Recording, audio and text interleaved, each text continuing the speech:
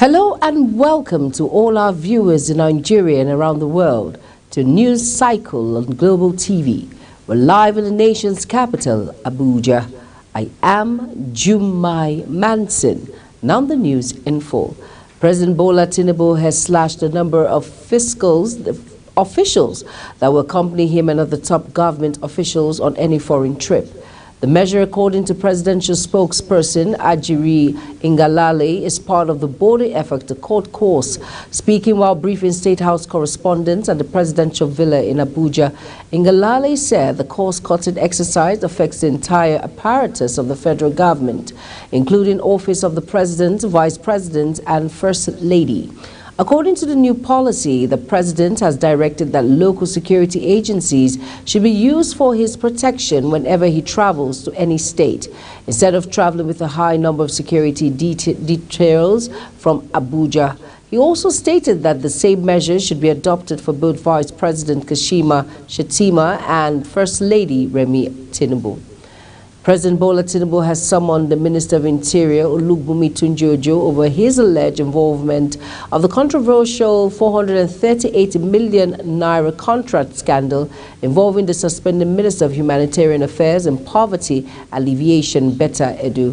Tunji-Ojo was summoned by the president on Tuesday. The minister is expected to explain his role in the contract awarded to New Planet Project Limited, a firm linked to him. A leaked memo being circulated online showed that a firm linked to the minister received a substantial sum labeled as consultancy fees from the Ministry of Humanitarian Affairs and Poverty Alleviation. Over now to the Economic and Financial Crimes Commission, EFCC has seized the passport of the suspended Minister of Humanitarian Affairs and Poverty Alleviation, Betta Edu, and her predecessor, Sadia Umar Farouk, over the ongoing investigations into scandals in the ministry as the EFCC interrogated the suspended minister over the 44 billion naira fraud uncovered in the ministry. It was learned that managing directors of 3 commercial banks were also questioned on Tuesday over the fraud. It was learned that her personnel and official passports were taken away by detectives and she was barred from traveling out of the country. Her predecessor, Umar Farouk, had been quizzed by investigators for 12 hours on Monday in connection with the probe into the 37.1 billion naira allegedly laundered during her tenure in office through a contractor, James Okwete. The ex-minister's passport was also seized as part of her bail condition before she was subsequently released late Monday night. Following the suspension of the Minister of Humanitarian Affairs and Poverty Alleviation, the minister's permanent secretary, Abel Olumuyiwa Enitan, has assumed the responsibility for the ministry. His action is in line with the directive of President Bola Ahmed Tinubu, who suspended Edu on Monday over the alleged payment of public funds into private accounts. Enitan assumed responsibility after a letter to that effect from the Office of the Secretary to the Government of the Federation, SGF, was given to him on Monday night. Recall that President Tinubu, through his special advisor media and publicity, Ajiri Ngalale, had directed the suspended minister to hand over to the permanent secretary of the Federal Ministry of Humanitarian Affairs and Poverty Alleviation.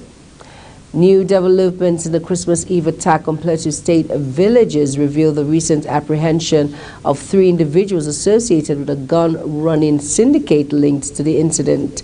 The Nigerian police force, during a press briefing in Abuja, disclosed the arrest alongside 64 others involved in various crimes nationwide, including kidnapping, gun-running, one chance, armed robbery, banditry, and culpable homicide.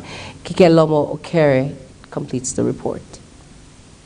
The first public relations officer, Muyiwa Adejobi, stated that the Plateau suspects are presently in police custody, actively cooperating in the ongoing investigation.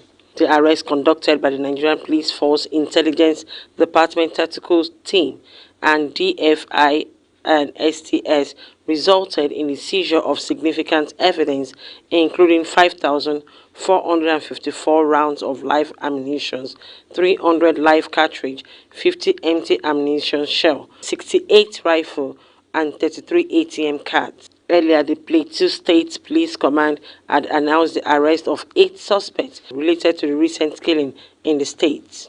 The very first of such instances that we will be bringing to your notice today is the Yellowtail period attack on some villages in Plateau State. The call that Inspector General of Police IGP Kayode Adeolu Egbeto compared the NPM was in Plateau State to conduct on-the-spot assessment of the affected areas, replacing tactical strategies to bring to book the perpetrators of these attacks. These strategies are already yielding results, as 3 suspects who are members of a gun-running syndicate linked to the attacks have been apprehended and are currently in police custody assisting with the investigation. The suspects are Ahmed Sulaiman, Balikisu Aliyu, and Aboki Samuel. Upon their arrest, the following exhibits were recovered: 1 ash-colored golf car, 1 AK-47 rifle, 1 AK-49 rifle, 1,000 rounds of live ammunition, and 5 magazines. Additionally, Adejobi highlighted the arrest of 4 individuals in connection with the bank robbery in Otukpo, Benue State, where 9 AK-47 rifles were recovered. Also, during a confrontation at the hideout in Tarako Village, Buruku local government area of Borno State, 5 suspects succumbed to the superior firepower of police operative. Furthermore, a 3-man gang of car snatchers from Lagos was paraded, with 1 member attributing their criminal activities to the prevailing economic challenges. The IGP is making sure that we take charge of some of these operations. We are even planning to float some operations to tackle some of these insecurity we experience in some areas across the country. The IGP is working hard as has flagged off a segment of special intervention squad in Plateau State, which is under the direct supervision of AIG in charge of Zone 4 in Makurdi, who has been temporarily located to Jos in Plateau State to oversee the special operations we are doing to make sure we restore peace back to affected areas in Bokos, back in Ladi, Mango, and other areas of Plateau State.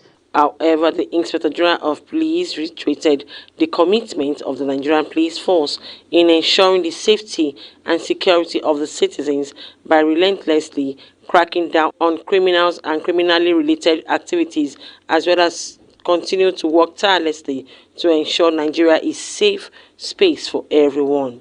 Kike Lomo Okeri, Global Television News.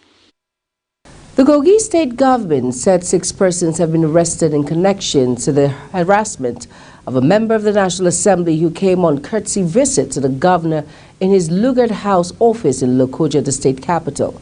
The governor has subsequently banned unauthorized persons from accessing the government house while calling for the immediate prosecution of the culprit. This is contained in a statement issued on Wednesday by the governor's chief press secretary, Onogu Mohammed. The governor charged security agencies to investigate the issue thoroughly and ensure that the offenders face the full wrath of the law. The Nigerian Labour Congress NLC has suspended the planned state delegate conference IMO indefinitely. NLC General Secretary Ima Ogboaja made the announcement on Wednesday in Abuja. In a statement addressed to all the Congress affiliates, Ogboaja said the suspension of the conference in IMO was due to unforeseen circumstances in the state. The Congress had earlier informed all that the conference was scheduled to be held on January 10th in 3 states. The State Council under the leadership of the caretaker committees include Abia, Imo, and Osun State. Over now to the Divisional Police Officer of Gowon Estate Division in Lagos State has been removed from allegedly detaining a lawyer who was seeking justice for his client. The command's Public Relations Officer SP Benjamin Hadein confirmed the removal in a statement on today. According to Hadein, the Commissioner of Police Lagos State Command Adegoke Fayoade ordered the immediate removal of the officer from the division. The CP had earlier ordered a thorough investigation into the matter upon receipt of the publication. The Lagos-based lawyer Olumide Sonukpe was hospitalized after detention by the police. Bauchi State Government has solicited support for the Tertiary Education Fund for its state-owned institutions to train technical manpower in agriculture, oil and gas, and other fields critical to national development. The State Governor Bala Muhammad, who made the appeal during a visit to TED Fund in Abuja, stressed the importance of human capital development in confronting challenges of underdevelopment, poverty and unemployment. A statement released by the fund on Wednesday quoted Muhammad, noting that the state requires support for its newly established College of Education, technical as well as an intervention in vocational training where artisans, craftsmen, bricklayers and welders will be trained. Lagos State Governor Babajide Sanwo-Olu has urged the men's football team, the Super Eagles, to win the upcoming Total Energies CAF African Cup of Nations tournament, stating that the triumph of the Eagles will bring succor to the citizens. The governor noted that the victory would help reinvigorate the people who have had to face economic crisis, particularly the effect of the fuel subsidy removal. Sanwo-Olu also encouraged the players not to rest on their laurels, as it takes determination and team spirit to win competitions. The governor gave the charge when he hosted the team to a special dinner at the Lagos House Marina before the team's departure to Côte d'Ivoire for the AFCON tournament, which is slated to commence on Saturday, January 13th. The Federal High Court in Abuja has declared Senator Samuel Anyanwu as the valid National Secretary of the People's Democratic Party, PDP, delivering the judgment. Justice Inyang Ekwo of the court made an order of injunction restraining the national leadership of the PDP from appointing any person as acting National Secretary when Anyanwu's 4-year tenure is still running and subsisting until December 9, 2025. In line with the party's constitution, Justice Ekwo also declared that any meeting held or resolution reached by the party to prematurely remove or prevent Anyanwu from exercising the powers of his office will be in violation of Article 47, subsection 1 of the PDP Constitution as amended in 2017, hence becomes null and void of no effect. Chairman, Chief Executive Officer, National Drug Law Enforcement Agency, Brigadier General Mohammed Buba Marwa, retired, has said that the upgrade of the forensic laboratory of the agency by the United States Bureau of International Narcotics and Law Enforcement Affairs, INL, will enhance operational standard and optimal performance of the NDLEA in its renewed fight against substance abuse and illicit drug trafficking in Nigeria. Marwa, who stated this in Lagos on Wednesday, said the facilities anticipating the provision of state-of-the analytical equipment to enhance optimal performance in line with standard operation laboratory procedures and best practices, while in turn with enhanced evidence-based analytical processes and forensic analysts in the NDLEA. Boss, who was represented at the event by the agency's Director of Media and Advocacy, Femi Babafemi, emphasized the importance of modern forensic laboratories to the successful fight against illicit drugs in the country. You're watching News Cycle live from Nigeria's capital, Abuja. We're on Star Times channel 276. Kindly follow us on all social media platforms using at Global TV NG and other handles now showing on your screen. When News Cycle returns, Waterways operation increased oil production to 1.7 million barrels per day. Naval Chief. The news continues shortly with details of this and more stories right after this break. Please stay with us.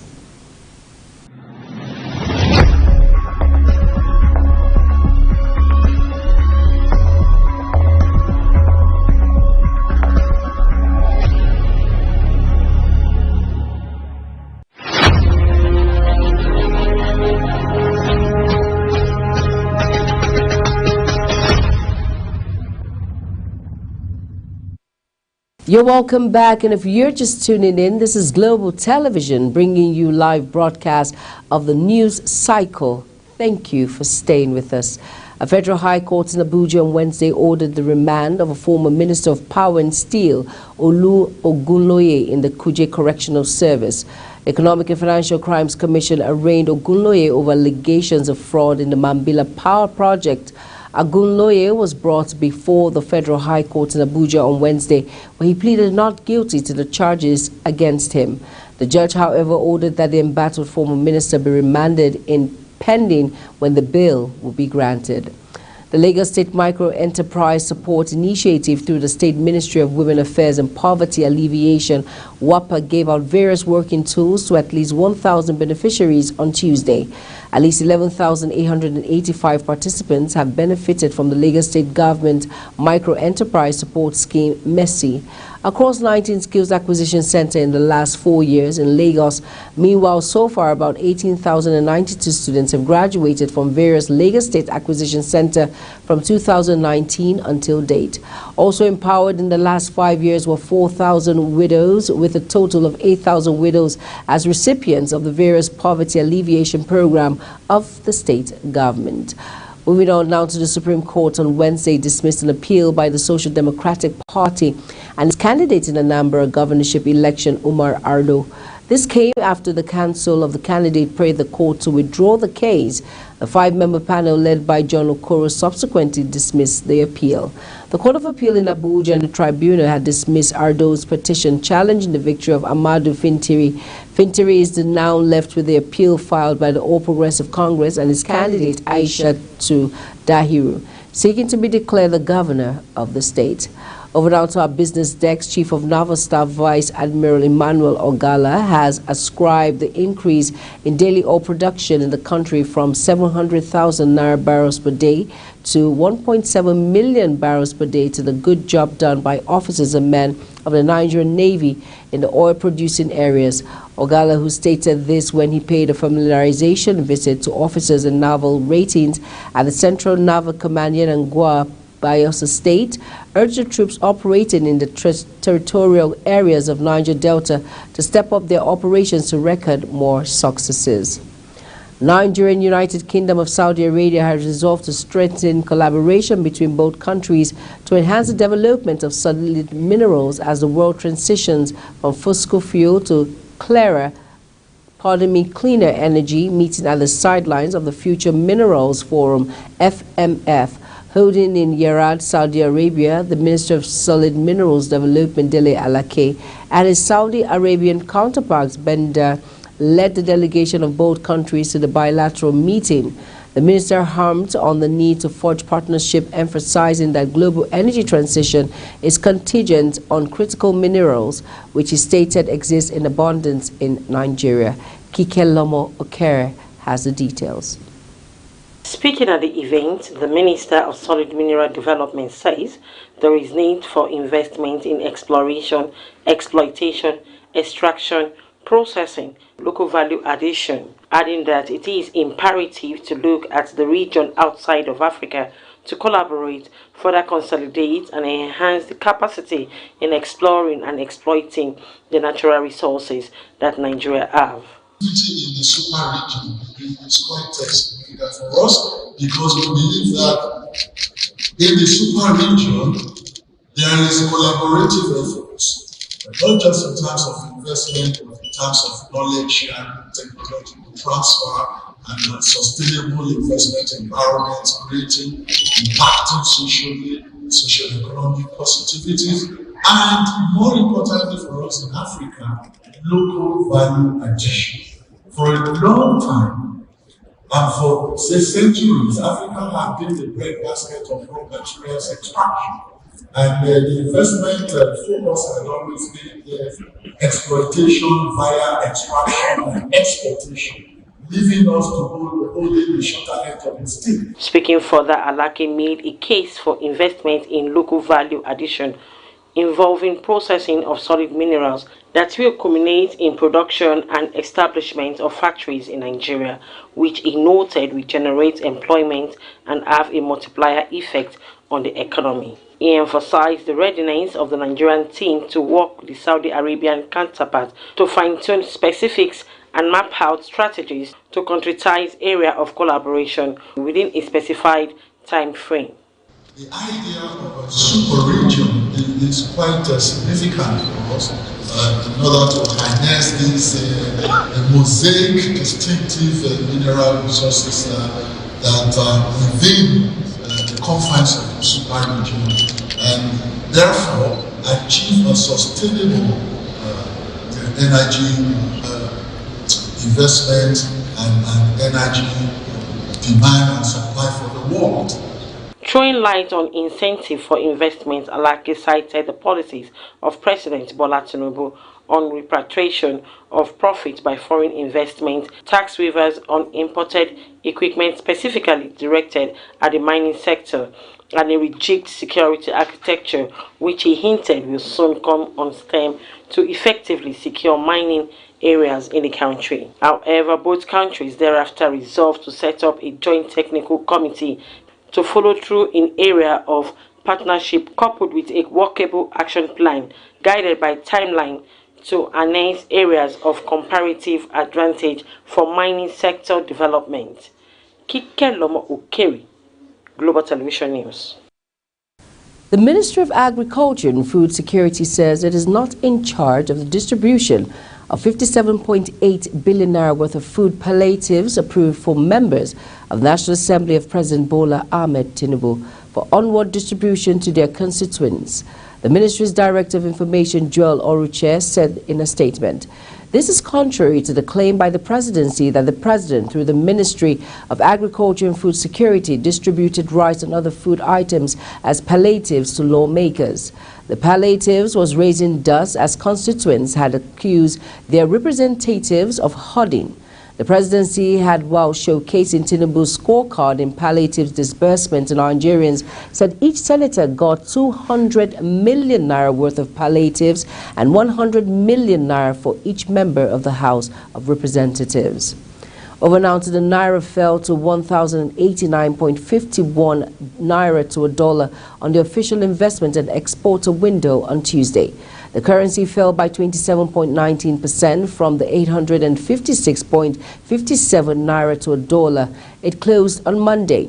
According to data from the FMDQ Security Exchange on Tuesday, the naira opened trading at 922.21 naira to a dollar, rose to a high of 1,251 naira to a dollar, and low of 720 naira to a dollar before closing at 1,089.51 naira to a dollar.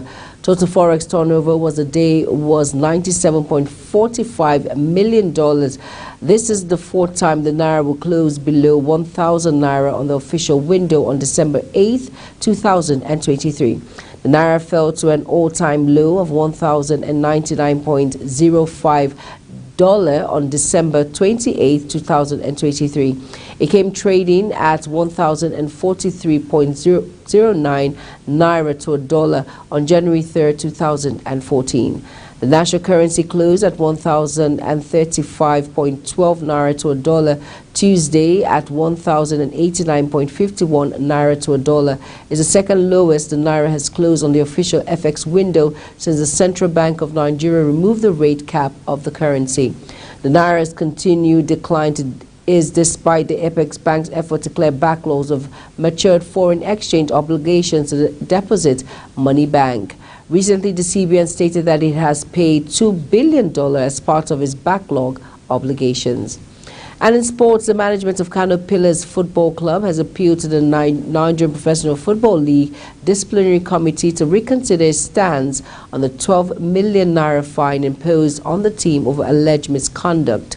According to the statement, the incident occurred when some thugs interrupted the live broadcast as well as throwing objects into the pitch in protest of the decision of the match. Officials during its Week 17 match against Plateau United at the Sani Abacha Stadium.